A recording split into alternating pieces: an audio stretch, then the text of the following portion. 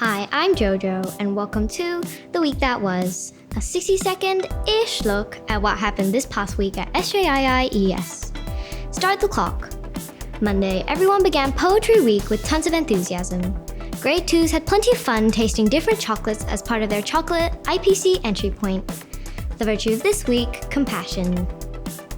Tuesday, Grade 3s showed lots of courage as they presented their significant people projects for their They Made a Difference exit points, and lots of excellence was shown around the school as students could be found reciting a favorite poem.